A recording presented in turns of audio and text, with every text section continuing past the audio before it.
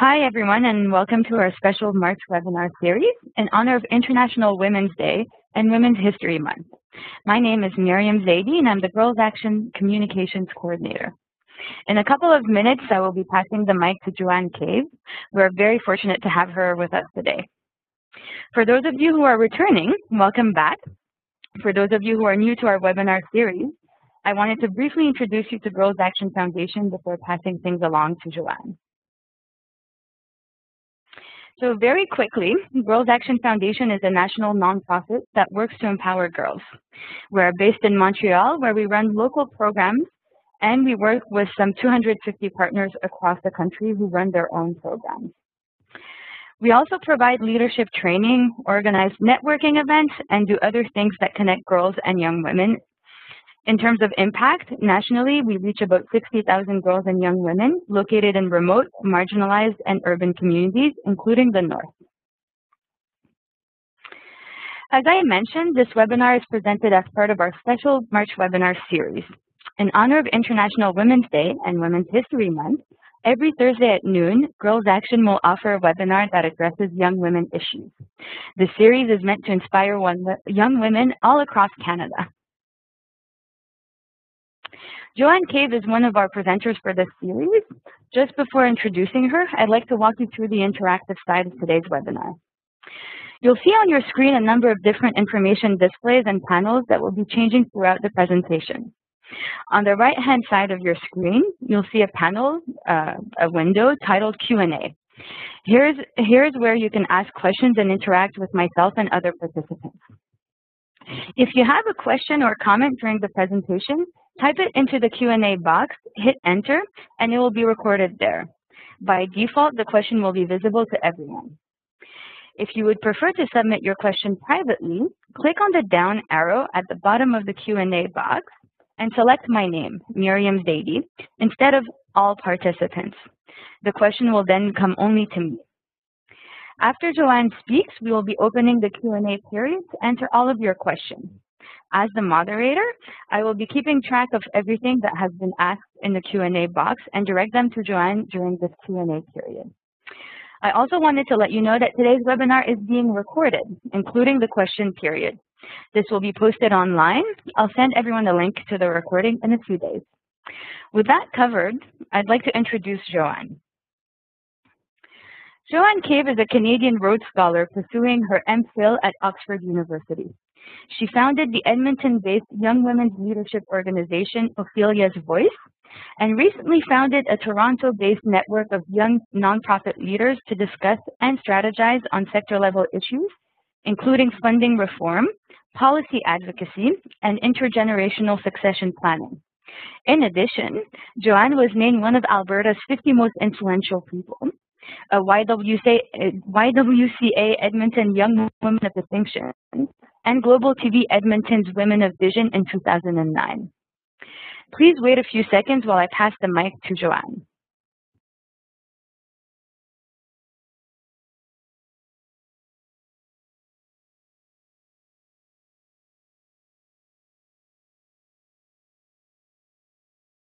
Hi, everyone. I hope you're having a good afternoon so far. So I'm calling in from Oxford, England. Like Miriam said, I'm currently doing a master's degree here in social policy, but I'm previously from Edmonton, and I just finished up my undergrad last year at the University of Toronto. So it's actually 4 p.m. in the afternoon here. It's sunny and 19 degrees. I know there's been a snowstorm in a large majority of Canada, so I apologize profusely for that. So I'm only going to talk for about 25 to 30 minutes today, and then I think the interesting part is when we switch over and do a Q&A. So I'll just kind of run through some of the way I'll kind of organize the presentation today. First of all, I think it's worth noting that I've had a 10-year relationship with Girls Action Foundation. So I was part of the national network when they were called Power Camp National way back in the day. And their work means a lot to me, especially when I was involved in my own girls organizing in Edmonton with Ophelia's Voice. So it's actually really special that I'm talking today, and I'm really happy to have such a wonderful audience like yourselves. Today I'm going to talk about kind of a bunch of issues. I think they're interrelated and they're also kind of provocative, I think.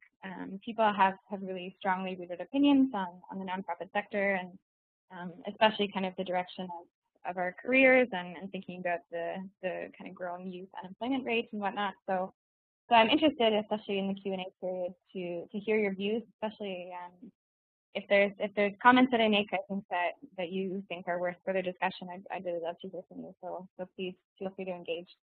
So I'm not only talking today about what it means to find a career in social justice. I'd also like to talk a bit more broadly about what's happening to the sector. I think a lot of people are concerned with issues like funding cuts or barriers to being able to advocate on policy that matters to us, especially in feminist organizations and whatnot. So if you'll allow me, I'm going to try and tease out some of the more structural issues that are also emerging right now, so we can kind of have a broader discussion than just sort of a career-oriented one, if that's okay. As I mentioned, I'm in Oxford at the moment. I'm studying social policy. And in a second, I'll explain some of the concepts that I'm thinking a little bit about. So I'll switch to the next slide. So these, you may or may not be familiar with some of these concepts. These are buzzwords that I think are thrown around quite a bit. So some of them are philanthrocapitalism, outcomes-based financing, social impact bonds, pay per success, even the idea of nonprofit management becoming kind of a professionalized field. So what I'm studying right now, and forgive me too if elements of this conversation I think are more academic, but I think it's interesting to also think about the theory of it as well. So right now what I'm studying is the issue of social impact bonds, which is a new way of financing social services, relies heavily on private sector involvement and investment from corporate actors instead of thinking about government funding and the grants that we might be used to submitting and writing. So it's definitely changing kind of our relationship with capitalism, how we think about where we might get money from, what does it mean to do social justice work that comes from corporate sources. So that's kind of an issue that I'm thinking a bit more deeply about. Some of the other terms I think we're becoming increasingly familiar with. An interesting one is philanthrocapitalism, which is the more we talk about kind of income inequality and the 1%, we're seeing people like Warren Buffett and Bill Gates, billionaires who are investing a ton of money into certain social issues as well. So there's different ways that nonprofit funding I think is shifting, and it's definitely interesting to think about and contrast that to the way that it might have worked maybe 20 or 30 years ago. So these are shifts in kind of in how we think about service delivery. So if we're working in women's shelters or girls organizations, it changes the way that we think about girls and how we're accountable for our funders. And it definitely also changes kind of the pressure that we're starting to feel around measuring the impact of the work we do, and often increasingly in a very numbers-oriented, very short-term kind of way, which I'll make the argument that can certainly be problematic in some ways. So I'm just showing you the slide to make the point that these are kind of forces and terms and buzzwords that are shaping kind of the work of the nonprofit sector and also the way that we engage with social justice issues. So it's definitely worth thinking through a bit more what these terms mean and unpacking them a little bit. So what's facing the Canadian nonprofit sector right now?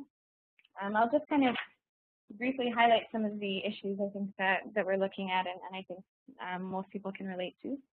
The first one is hyper-professionalization. So we're definitely seeing a shift towards organizations feeling the need to run like businesses. So like I'd put nonprofit management on the previous slide, thinking about nonprofit management as a skill or a profession in itself instead of thinking about nonprofit organizations as a means to doing good work, but not necessarily being kind of a professional sector in itself. So people who are increasingly well-versed in stuff like fund management or program design and delivery and evaluation, these being kind of skills that we think need to be marketed in the economy, and the sector itself needs to be professional and kind of emulate the way the business sector works. The next one is barriers to effective policy advocacy, especially due to the current political climate. Some of the interesting examples and I think kind of disappointing cases around this recently have been several years ago, kind of the silencing of some women's organizations, especially like pro-choice organizations that have been doing a lot of work in Canada.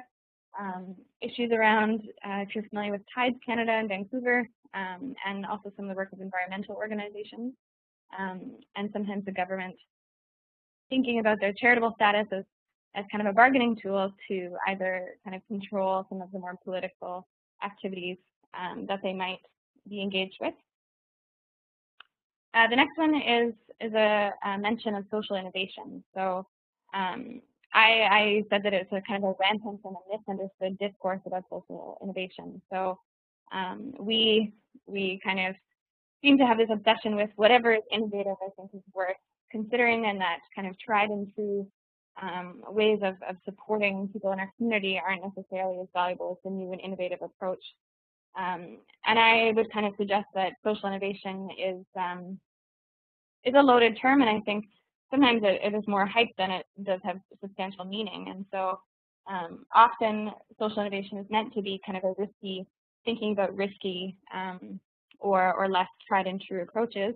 But often the kind of work that's funded by people who are interested in social innovation or foundations who are really excited about social innovation, it doesn't truly offer kind of the freedom and the flexibility to do the truly risky work that we might be interested in doing. So it's a very trendy sort of concept, but I sometimes wonder how it translates into practice. The next one is piecemeal, kind of short-term project-based funding models, and very limited funding for core operations. So I'm sure we can all relate to kind of the dynamic of needing to constantly reapply for money to perpetuate a grant and a program to keep working on kind of a project cycle. So we have to do phase 1, phase 2, phase 3, and we can never really justify funding in and of itself as kind of a source for core funding to just sustain the organization's operations on a daily basis. The next one is consolidation. So thinking about mergers, which is another interesting concept that's trickling over from the corporate sector. And we're seeing that kind of small grassroots organizations are particularly vulnerable to this, especially when funding becomes increasingly scarce and organizations are seeing the value in working together on grant applications, and eventually it's difficult for some organizations to justify why their kind of niche existence is worth organizations funding. So it's creating some interesting conversations in the sector about what would it mean to have larger organizations with kind of a broader mandate. And I would certainly argue that in some ways that's problematic because you lose the value in organizations that are small and kind of on the ground, in touch with the community needs, that are focused on very specific social issues. So it's definitely in some ways a disservice to the kind of work that needs to be done. And then the last one that I'm sure you can also relate to is volatile kind of employment prospects. So seeing a lot of contract-based work, the kind of controversy around unpaid internships, which I will talk about later. But this is an issue that we're starting to see some kind of mobilization around, because you can't sustain a sector if you can't sustain the employees who are working within it. And often it's a lot of young people who are entering the sector for the first time as a place that they might work, and for them to not have access to benefits, to bounce from contract to contract is also an issue that's deserving of our attention for sure. So my next slide, these are 2 book covers. The one on the left you might be familiar with. It's called The Revolution Will Not Be Funded, Beyond the Nonprofit Industrial Complex. This was a book that came out in the 90s that spoke a lot about kind of the issue of institutionalization. So probably most of the nonprofit organizations that we work for or volunteer with or have exposure to, the significant thing about them is that they're trying to achieve some kind of social justice objective. So they're not just existing for the sake of existing. So a women's shelter ideally is trying to reduce or eliminate domestic violence, concepts like that. So nonprofit organizations don't just exist for the sake of their own existence. They're working towards a particular goal. And what's scary about that is sometimes this process of institutionalization gets organizations to forget the purpose that they exist, to encourage organizations to become highly reliant on their funding sources, and to get kind of caught up in this game of the sector where they really have to produce results in a way that's not necessarily conducive to the end goal that they have. So the book on the right is called Charity Case. It's written by a man named Dan Pallotta. And I'm contrasting the book covers together because he has a very different argument. So his argument is that the nonprofit sector is facing all these big challenges. And instead of trying to go back to kind of the social justice roots of the sector and the social movements that we ultimately are kind of accountable to, he thinks that individuals within the sector, so program managers, project facilitators, executive directors, they should band together and do kind of sector level advocacy and say that kind of the working conditions, the volatile kind of funding sources, this is not sustainable. The nonprofit sector needs to exist on its own, and to be able to mobilize as a sector, not just within kind of the social issues we work in. So not just the environmental sector, but the nonprofit sector as its own, as kind of the equivalent of a business sector. And his other interesting kind of argument is that the nonprofit sector should start to emulate businesses. So this is kind of that hyper professionalization that I'm talking about, so that they should try and model after some of the business practices that are used.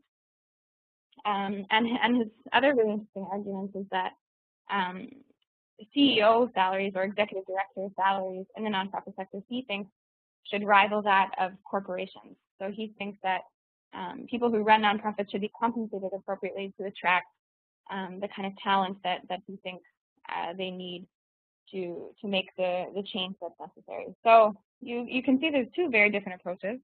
There's obviously one that's very grounded in kind of social justice and thinking about what are some of the root causes, the inequalities, I think, that make us do the work we do. And then the other kind of school of thought is thinking around what does the nonprofit sector need to look like a business and to be able to function like that for the long term. And that speaks to my previous slide around concepts like social impact bonds, philanthropic capitalism, impact investing. So starting to see kind of the corporate and the nonprofit sector blending. And that's an issue that I'm particularly concerned with in my research and that I'll speak to a little bit more.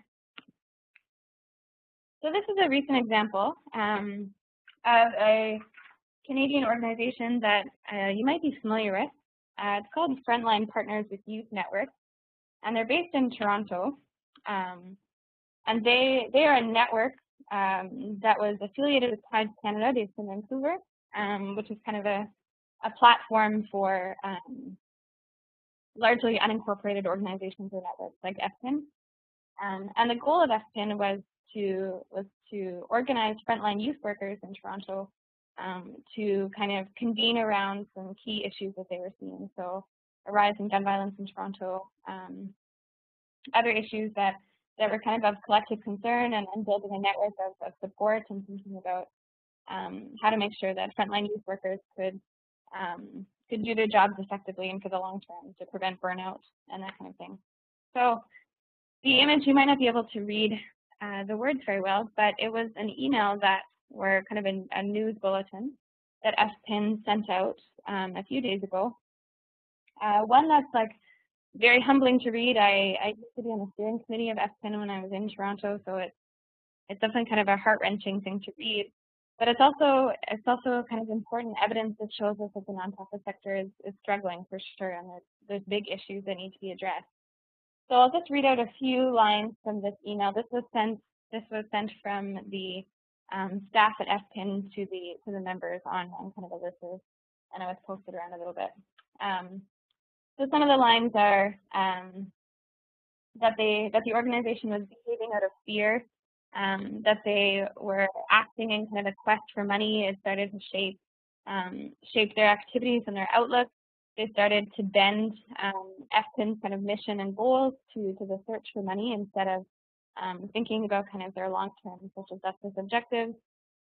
Another really powerful line is that we did not find grants that matched what FPIN really is or what FPIN tried to become.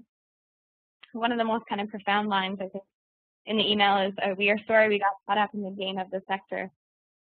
I think which we can all kind of resonate with on some level. They also say we are sorry for slipping into corporate speak and for heading towards institutionality. And then later in the email, they mentioned something about essentially what the message is saying is that FPIN ran out of money, or they couldn't find alternative funding sources to sustain them. And so they're sending a message to the network and saying we're going to have to cease to exist because we can't pay the staff that we currently have. So it's a tragic email, and it's definitely, they're not the only ones, I think, who have had to have this conversation with the members of their organizations before. But they also make a comment about truth telling, that FPIN is returning to sustainability in some ways.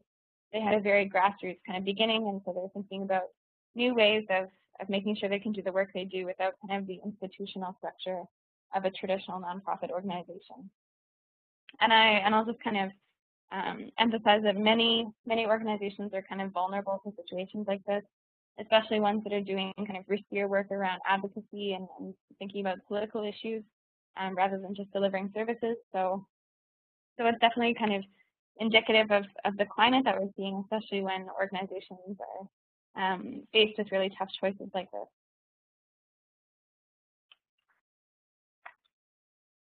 So my next slide. Should organizations die? This is a question that is a really provocative one that I think is worth talking about a lot more than it already is. So the image on the right is a model of kind of nonprofit organizational life stages, if you're familiar with this. And so it's thinking about kind of the inception of an organization and then moving through to becoming more institutionalized, adding staff, getting funding, expanding their work, and then either kind of reflecting on their process and changing, or as is the case with FPIN, thinking about decline, kind of dissolving as an organization, not being able to maintain kind of the level of work that they've previously been doing. So it's kind of a model of thinking about organizations as kind of an ecological model, if you will. So transitioning through different phases of kind of a life cycle. Another term to describe it would be something like creative destruction. So just thinking about organizations not necessarily being kind of static, permanent institutions, that they move and they adapt and kind of respond to current conditions. So this kind of calls into question the idea of sustainability when we talk about whether nonprofits should be sustainable, whether we should try and sustain the sector. How do we make sure that, especially if you've been part of organizations who do 5-year strategic plans, they try and think about sustainability is always a question and a concern. And it's important to sort of think about that and recognize that institutionalization often isn't always the answer. And so as tragic as the FPIN case is, it's definitely an example of questions like, what is the trade-off between institutionalization versus at what point do organizations kind of be reflexive and think about the current existence they have now, whether they are trying to kind of achieve the aims, the social justice objectives, and if at some point they need to cease to exist. And so the nonprofit industrial complex books that I mentioned previously, the big emphasis was on thinking about social justice as kind of the end game. So addressing inequality and stuff as the final objective. And to question institutionalization as a means of doing that, because it means that it's static and it's not necessarily open to being evaluated on a periodic basis. So this is an interesting reflection for me, especially for my work with Ophelia's Voice. So from the age of 12 in Edmonton until when I was 2017, we led a girls leadership organization called Ophelia's Voice. 5 years into the organization, we kind of reevaluated and realized that it would be time to transition the organization into something else, which would be in some ways what Efton did, and just sort of letting go. So letting go of the institutionalization to try and constantly find the next sort of project funding to justify the work we do and kind of keep it going on an administrative level. And so we did something similar. We announced to the community that we were no longer doing the work we were doing, that we would do a few kind of key legacy building initiatives to make sure that some of the key resources and the key people that were part of the network still kind of maintain some connectedness. But ultimately, the organization as it was, the infrastructure would cease to exist. So this is kind of the counter of the typical conversation we hear about sustainability, when the objective always is to make sure that organizations last as long as possible. And of course, very much for organizations that are delivering services on a daily basis, sustainability means something different. And it has huge implications for people who are seeing their jobs become increasingly vulnerable. So it's definitely not an idea that deserves to be taken lightly, but it's worth considering if the notion of kind of organizations as static long-term institutions at some point should be re-examined as well. So these are two images of organizations that are thinking about failure kind of creatively. If you're familiar with the Engineers Without Borders example, the Canadian Engineers Without Borders have started issuing failure reports every year. So each year the staff get together and write a report that kind of reflects on the past year, talks about some of the projects or the initiatives or the ways of working or the new kind of directions that they're taking, talks about them really candidly, talks about the process of failure and what it felt like and what the implications were, and just the idea is to be very candid and honest with their membership. And the other image is a new organization, a relatively new organization in Toronto called Fail Forward.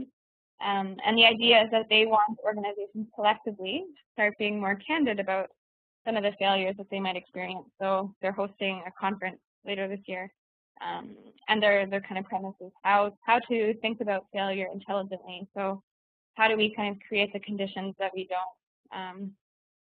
don't feel uncomfortable sharing the failures that we experience organizationally, personally, professionally, and to be able to move on from that in a productive way. So it's an interesting conversation to have, because if you think about Ophelia's Voice or FPIN and you ask questions like, well, did an organization that fail? Did it fail to sustain itself? Did it fail to stay true to its mission? Other ways, that we often talk about organizations failing is that if they lose touch with the community that they work with, if they have issues with governance and representation, if they kind of seek inappropriate funding sources. So other ways that organizations might kind of go off the track that we assume they should go towards.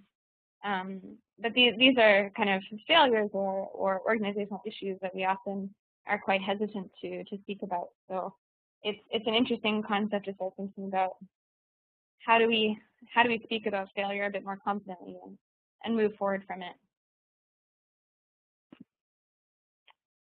So this is just a graphic that kind of illustrates this tension I think that we're seeing, particularly for people who, like myself, who would be interested in having a career in the nonprofit sector but aren't sure what kind of the conditions might be like. So two kind of interesting quotes for you. One is that over 50% of Canadian nonprofit executive directors will be leaving their jobs in the next 4 years. So this speaks to an idea called the nonprofit leadership deficit, which is written about a lot in the US. And it's in response to the baby boomers retiring in really large numbers, and then seeing kind of this gap in the next generation of young people who would be interested in working as executive directors and whatnot one day. So there's been some scary statistics that's floating around that suggest that the young people aren't necessarily interested in that kind of work, and there's going to be a big gap in huge critical organizations in the U.S. and Canada may not have the kind of trained leadership that we would hope. And then the other quotation is that leaders of Canadian nonprofit organizations are mostly female, white, and aging. Something similar, but also speaks to the lack of diversity in the leadership of the sector, and obviously presents some considerable challenges.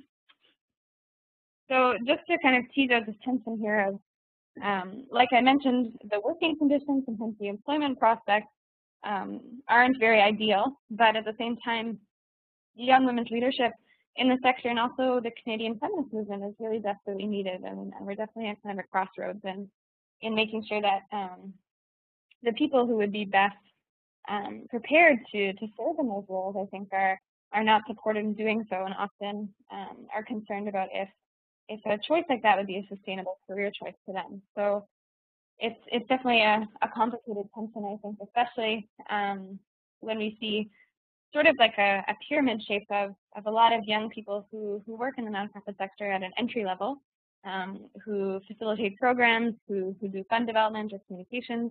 But kind of the peak of the pyramid is a very small number of people who actually attain those leadership positions where they might be influential and better compensated.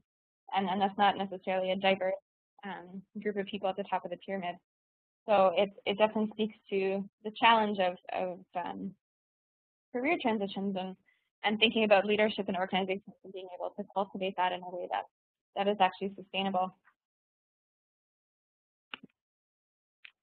So this kind of begs the question of if we want to think about social justice issues and work ideally in a sector that allows us to make a contribution like that, do we want to work within or kind of outside the system? So is working within organizations or large kind of bureaucratic institutions, is that too difficult, or is that kind of the world changing on pace with and we're kind of seeing more non-traditional approaches to social change?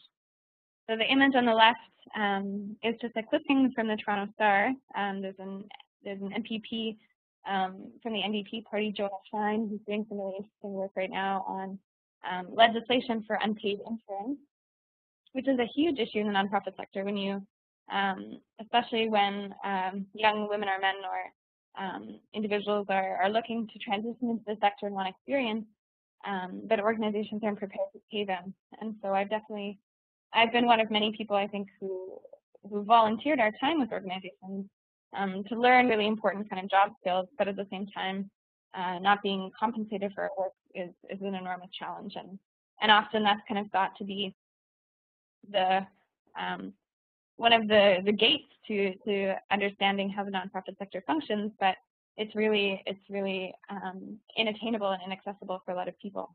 So it's definitely an interesting issue around kind of careers and whatnot. So some ideas around how if you sort of are more interested in thinking about working with the system, there's a few ways that at least I've observed that can happen sort of successfully. So the first idea is around broadening your skill base, especially as we talk more about the economy changing and sort of needing to be a generalist or have generalist skills if you are interested in working in the nonprofit sector. It's important to not think about, especially I think as young people, to not think about ourselves as very specialized individuals who can only contribute a certain skill to an organization, and instead being able to at least communicate in different kind of languages around funding or communications or evaluation, and at least having some peripheral sort of awareness of the other skills we might need to contribute, especially working in smaller grassroots organizations. I think that often need a really comprehensive skill set from a lot of people.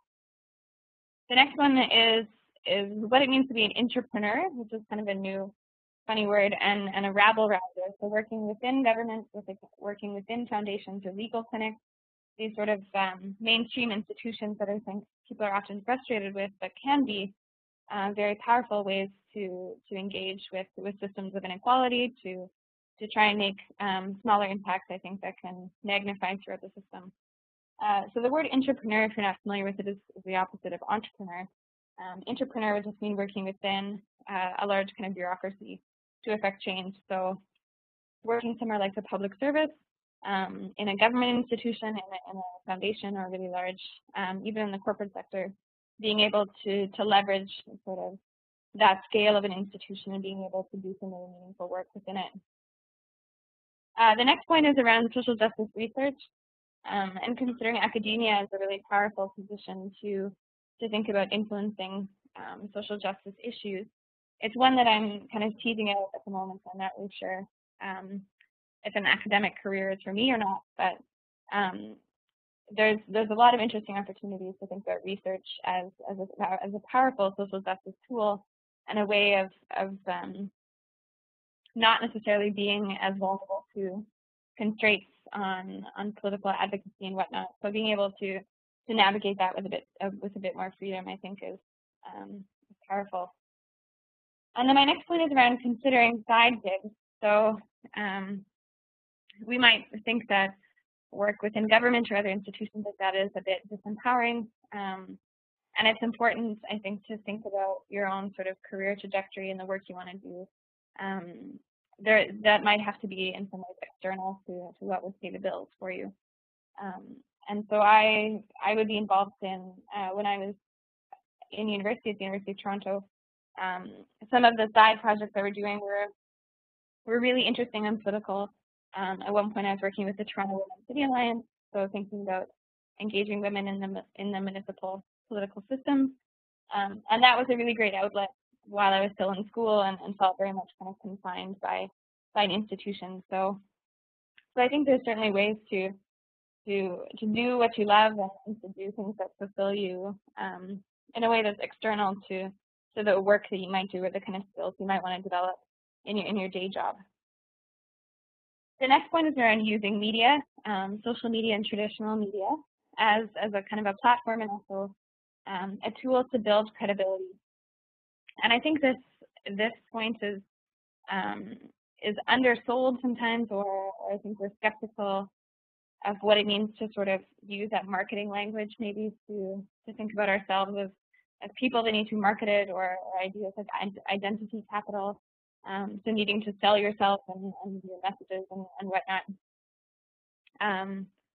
But I would argue that there's also an interesting opportunity to use social media, I think, especially in the feminist community, to mobilize, to have really powerful messaging, to connect with politicians and decision makers and whatnot, and to also use traditional media. So I've recently been interested in op-eds as kind of a way of also doing that. So thinking about all the Canadians who read newspapers on a daily basis and accessing that as a tool for kind of political change.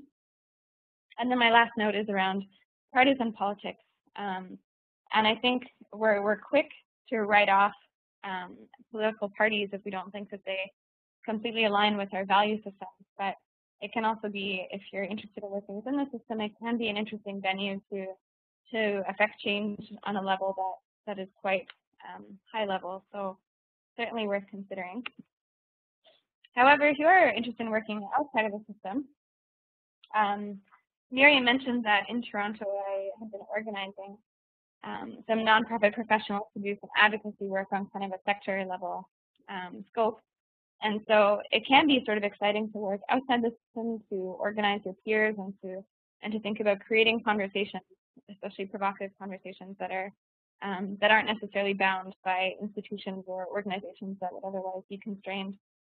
So the picture on the right is a retreat we had with some of the professionals in the network, and even professionals as a term I think is used quite loosely, but it was a great way to have really open, candid conversations without feeling constrained. So there's definitely ways to do that and to organize on a really grassroots level. The next one is being your own boss. I think as we're seeing the economy change, self-employment or doing kind of side work as a consultant or a facilitator or an organizer and finding other kind of means to earn money for yourself is sometimes preferable to working contract to contractor or finding really kind of volatile sources of employment. So also certainly worth considering. And then two just final notes. One is, as I mentioned, kind of these traditional organizations that we're often used to working in, there's alternatives. So there's alternatives like working within networks like ESPN, working within kind of advocacy coalitions or campaigns. If you're particularly passionate about a type of work but you don't really see yourself in there long term, working on a campaign or kind of a shorter term project can sometimes give you an outlet to do that, but can also institutionally, it can let you examine more regularly if the work you're doing needs to be sustained, or if kind of these short-term projects can be concluded more quickly. And then the last point is to kind of clarify the issue that you really want to address and to sort of take the long view to social change. So I think sometimes it's tempting to take, if we're asking something of a politician, or if we're trying to be really vocal about a certain issue, it's easy to wallop in so many more issues within that. And it's also easy to have really kind of short-term demands for what we'd like to see. So so sometimes it's an important reminder to work with a long-term perspective rather than just expecting big change in the short term. So just to kind of conclude, a few points on Canadian feminism and what it might look like. And I think what's come through in my presentation is that it's an exciting time to have allies in sort of unlikely places. So if we think about great journalists who've been doing some excellent writing on Canadian feminist issues, great lawyers, for example, lawyers who've been doing really interesting work on sex work in Canada or other similar issues. Also thinking about politics and politicians as an interesting arena to be working in, or to think about that kind of work being really meaningful. And also academia, thinking about online organizing or kind of traditional activist venues as well, as really exciting places for change. So I hope you've enjoyed our conversation today, and I'm really looking forward to hearing your questions. So I think I will turn it over to Miriam, who will take us into the Q&A. Thank you very much, Joanne, for such an insightful presentation. So now we're going to be opening up the question and answer portion of the webinar. So if there's a same or very similar question that is asked by multiple participants, I'll be asking it only once. To break the ice, I'm going to start with a question from Girls Action. So our first question, it's basically, we would assume that it would be difficult to get some people to think critically about the nonprofit sector because the intentions are good and everyone is trying and working so hard. How do you get people to think beyond their own work, organizations, or cause, and get people to adopt a critical lens about the sector at large? That's a good question. That's a really good question. That was something we struggled with a lot in the work we were doing with Connect the Sector in Toronto. And it's a hard question because I think fundamentally sometimes we're a bit self-absorbed. So we're mostly concerned with if we have a job tomorrow, if we if we feel like the social issues that we care about can be taken forward, stuff like that. So it's hard. It's really, really hard to get people to think more critically about kind of the sector level, and to have them reflect on the frustrations that they might experience within their own work or within their own organization or a board that they sit on, and recognizing that also exists not even just in kind of the women's sector, but also in the environmental sector, in churches and social services, and in every kind of aspect of the nonprofit sector you can imagine. I think people are challenged right now, and often a step in the right direction, I think, is to break from the isolation and for people to realize that they're not alone, to tell stories of things that they witnessed in their work, for people to be able to talk confidently. Sort of, we used to say hats off, so not feeling that you have the pressure to represent your organization or speak in kind of a scripted way, but to be able to speak candidly and say, you know, we're seeing layoffs in our organization, and I don't know if we're the only ones. And then being able to build solidarity like that is really powerful, but it can definitely, you need to sort of break down the barriers and create a good space for really candid conversation first. Thank you very much for that answer. We have a question here from the virtual crowd. It's from Juniper Glass. Her question is, are unpaid internships quite common? Is this growing? Do you think unpaid internships for credit at college or university are legitimate? Oh, wow. That's another good question. I mean, I can speak anecdotally first. I took on unpaid internships in even a women's studies class in undergrad for course credit. And I have many peers do the same. So there's definitely, I mean, and there's a difference between community service learning within a university, and I think students understand that that's part of the learning experience. There's a difference between that and young people who graduate and are looking for their next job move, or perhaps their first kind of entry into the sector of their choosing, and the only things they can see are internships that are completely unpaid or are compensated with an honorarium, or they'll pay for your metro pass, or they'll pay for lunch for you every day. And that is really, really common, shockingly common, I think, especially in larger urban centers. So many of my friends, I think, many people that those listening can also relate to. I think it's certainly prevalent, and it's often sold as a way of building a resume, of being able to learn what the organization is doing. Even for course credit, I think it's questionable because work is work, right? I think even if you're a student, I think you deserve to be compensated for the time you put in outside of a class hour to support an organization like that. But the backlash is also definitely there, and there's many lawsuits, I think, on the go to recognize that organizations can't really use that justification to get free labor. So it's definitely a controversial issue, but I think that it's one that was on the rise. But I think organizations are nervous about doing it now because they're seeing some of the public backlash. Thank you very much. Another question is from Simone Vijay. For someone who is starting a career in the sector, do you have suggestions for finding community of practice or for finding peer groups? Oh, that's a good question as well. That was what we were trying to model with Connect the Sector in Toronto, and it sounds like we had really kind of esteemed political objectives, but sometimes it would reduce to 5 or 10 of us going for a beer on a Thursday night and being able to just talk candidly about some of the things we were experiencing. So it's you'd be surprised, I think, at how quickly people respond to invitations like that, especially just an open kind of invitation to speak candidly about experiences that you've seen. Social media is also a really good tool for convening kind of space like that.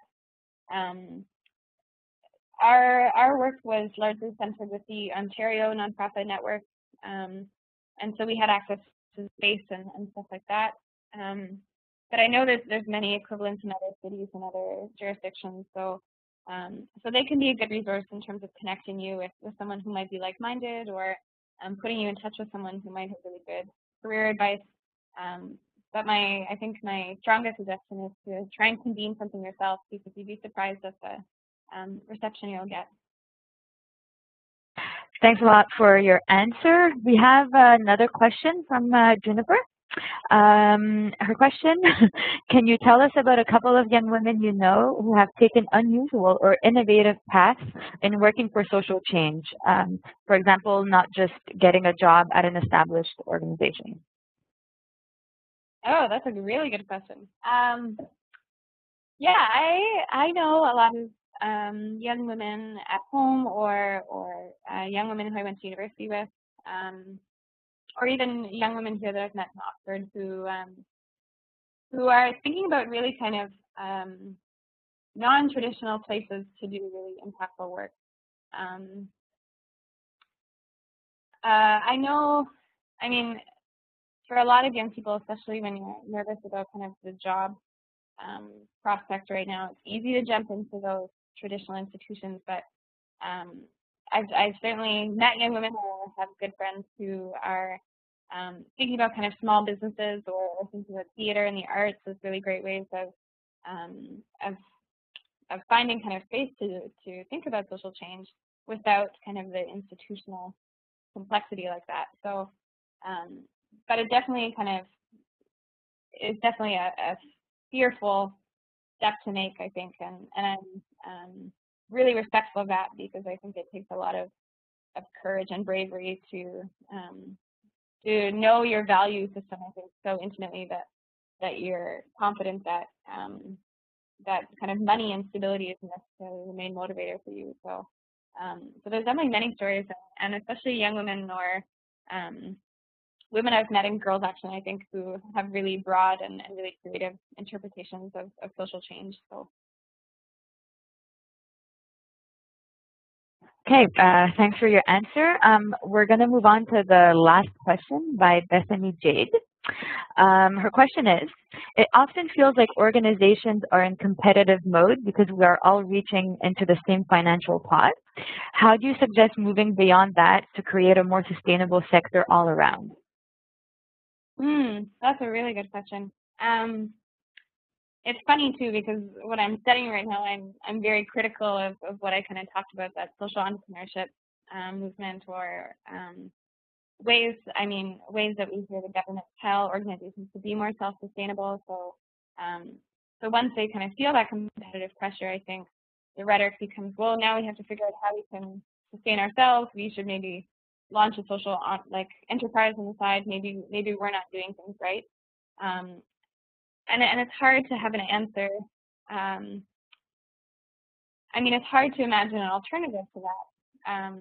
But in my ideal world, I think I'd like to see more support for political advocacy. I think that addresses some of the root causes of the issues we're seeing, especially in sectors like kind of anti-poverty work and homelessness. I think there's really, I think we know what the root causes are. I think we're just not putting the funding in the right places. So I think the dollars are out there, and that's not to say that kind of the immediate needs don't need to be addressed, because I think they do. But in my ideal world, I think we would be really more deliberate about allocating all of that funding to addressing some of the more systemic issues. And often, I think from a funder's perspective, the systemic issues aren't sexy. They're not appealing. We would much rather kind of put money towards really short-term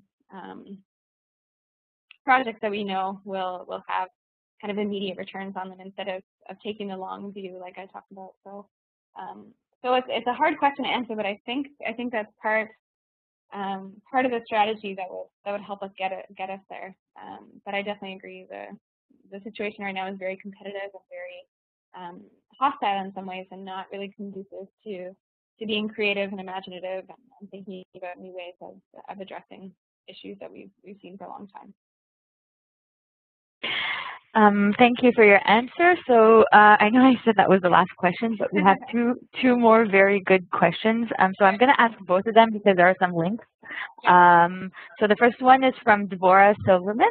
Her question is, what advice would you give to someone who's interested in doing a master's or pursuing higher education in the nonprofit sector? And the second one is from Danielle Jansen. If you've only been able to work within the confines of internships and contracts, what do you recommend for preparing resumes and cover letters to break through the noise to ideally find full-time and permanent employment? Oh, wow. So I'll try to address the first one. Higher education in the nonprofit sector. I think if I'm understanding you correctly, you mean like studying nonprofit sector issues or learning about nonprofit management or similar issues.